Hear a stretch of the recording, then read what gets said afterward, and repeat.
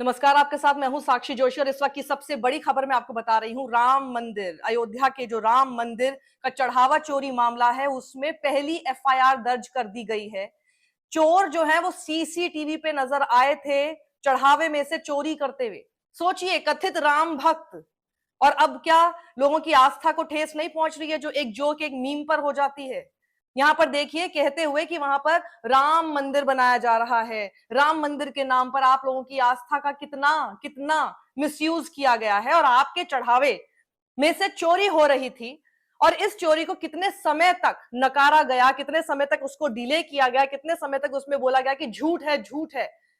आप सोचिए, अब ये आ रहा है ना, सीसीटीवी में साफ दिखाई दे रहा है ना। जब ये रिपोर्ट हो रहा है, जब ये रिपोर्ट हो रहा है तो सीसीटीवी में कुछ चोर चढ़ावे से चोरी करते हुए दिखाई दे, जिसमें उनके खिलाफ एफआईआर दर्ज की गई है।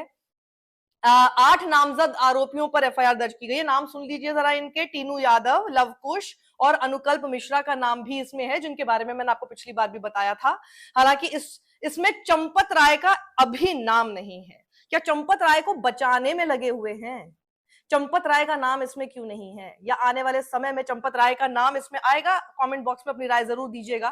वही मैं आपको बता दूं कि एफआईआर जो है वो श्री राम जन्मभूमि तीर्थ क्षेत्र ट्रस्ट के सदस्य कृष्ण मोहन की शिकायत पर दर्ज हुई है और बताया जा रहा है कि यूपी सरकार के निर्देश पर इस मामले में भारतीय न्याय संहिता यानी बीएनएस की धारा 306, 316, 5, 317, 4, 317, 5, 61 और 3(5) के तहत केस दर्ज किया गया है।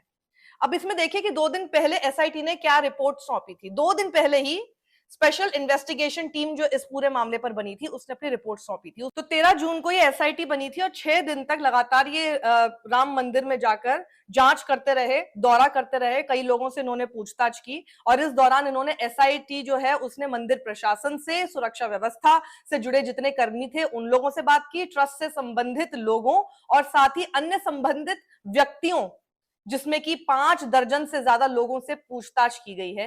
टीम ने चढ़ावे की गिनती पर बात की, उसके रखरखाव कैसे किया जाता है। आपको याद होगा कि जब लोग बाहर जाते हैं तो क्या उनकी चेकिंग होती है, अंदर जाते हैं तो क्या चेकिंग होती है, और इस तरह से बताया गया था कि अंदर जाते हुए तो चेकिंग होती है पर जब बाहर आ रहे होते हैं तो उनकी चेकिंग नहीं होती है। सुरक्षा व्यवस्था कैसी होती है इसके बारे में जानकारी ली गई। वहीं कथित अनियमितताओं से जुड़े विभिन्न पहलुओं की भी जांच की गई है। एसआईटी के अध्यक्ष है विजय विश्वास पंत। उन्होंने बताया है कि ये अभी एक गोपनीय जांच है और फिलहाल केवल प्रारंभिक रिपोर्ट ही इसमें सौंपी गई है। उन्होंने साफ कहा कि जांच अभी जारी है, यानी अभी और भी लोगों के खिलाफ इसमें एफआईआर दर्ज हो सकती है, क्योंकि सवाल तो यही है ना कि चंपत राय अभी तक क्यों बचे हुए हैं और कई बिंदुओं पर पड़ताल की जा रही है। अंतिम रिपोर्ट तैयार होने के बाद उसे सरकार को सौंप दिया जाएगा। अब ये पूरी खबर ने जिस तरह से भूचाल ला दिया है, जिस राम मंदिर के नाम पर पूरी राजनीति की गई थी, उस राम मंदिर में ही आप सोचिए इतना बड़ा घोटाला, इतना बड़ा भक्तों की आस्था के साथ खिलवाड़ हो रहा था। ये नहीं उजागर अगर होता तो ये चलता रहता। आपने भी चढ़ावा चढ़ाया था क्या? तो अपने ऊपर जो छोटी छोटी बातों पर व्हाट्सएप ग्रुप में कोई जोक शेयर करने पर जो आपकी आहत हो जाती है ना भावना, उस भावना को जरा यहां पर आकर आप जरा आहत करना शुरू कीजिए। इस बीच में वैसे, क्योंकि ये खबर सामने आई है, and please thank all those journalist who are still speaking up on this issue.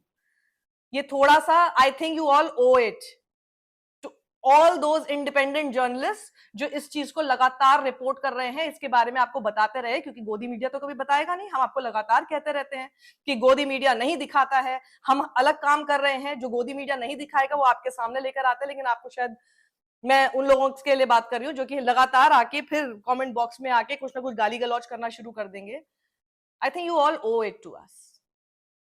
SIT की जांच के बाद मंदिर परिसर में वैसे कुछ बदलाव हुए हैं, कुछ चेंजेस किए गए हैं, होंगे, thanks to all those independent journalist again.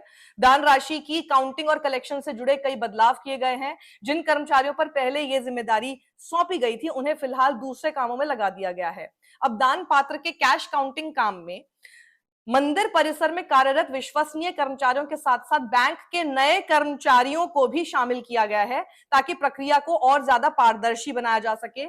पैसों की गिनती प्रक्रिया पर निगरानी के लिए नया सीसीटीवी सिस्टम लगाया गया है।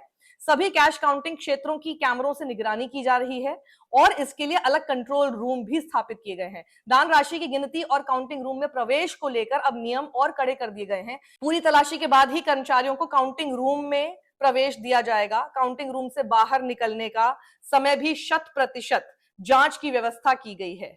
और सूत्र ऐसा भी बता रहे हैं कि अब बैंक में जमा करते समय कैश को 3 व्यक्ति क्रॉस वेरिफिकेशन करेंगे। सभी के हस्ताक्षर भी इसमें अनिवार्य होंगे कि किसने काउंटिंग की, उनके नाम वहां पर होने चाहिए ताकि प्रक्रिया में किसी तरह की गड़बड़ी की कोई आशंका ना हो। मैंने कल भी एक वीडियो जारी करके बोला था, अरे नीचे करो यार पीडीएफ। इस मामले में अगर आपके 100 रुपए भी चोरी हो जाएं, आप थाने जाते हो तो थाने में 100 रुपए की एफआईआर होती है, चोरी की एफआईआर होती है। इस मामले में अरबों रुपए चोरी हो गए, कुछ पैसा रिकवर भी हो गया, उसके बावजूद भी एफआईआर तक नहीं हुई।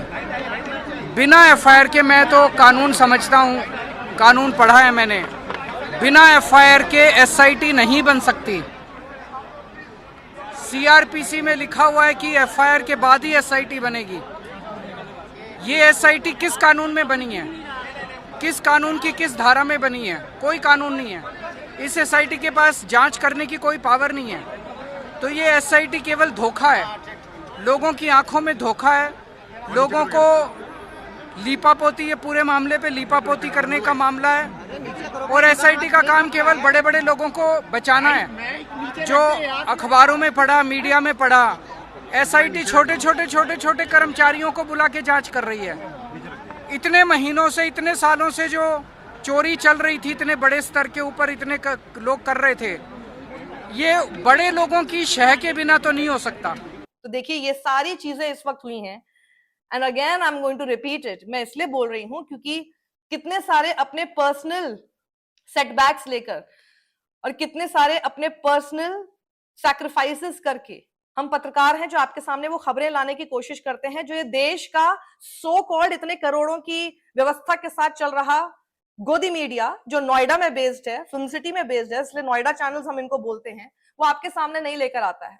जब खबर पूरी चल जाती है सोशल मीडिया पे, क्योंकि हम सब इंडिपेंडेंट जर्नलिस्ट तो सोशल मीडिया पे ही काम कर रहे हैं, सोशल मीडिया के हवाले से जब लोग सवाल करने लगते हैं और फिर उसके बाद उसको मना कर पाना, उसको डिनाई कर पाना बेहद मुश्किल हो जाता है, तो उसमें फिर वो आके कूद जाएंगे जो काम उनका होना चाहिए। आप सोचिए देश भर में हो क्या रहा है।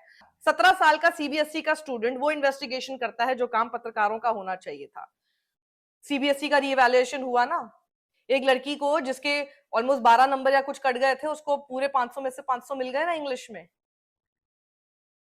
नीट के बारे में भी ये मीडिया, ये गोदी मीडिया आपके सामने बात को नहीं लेकर आता है।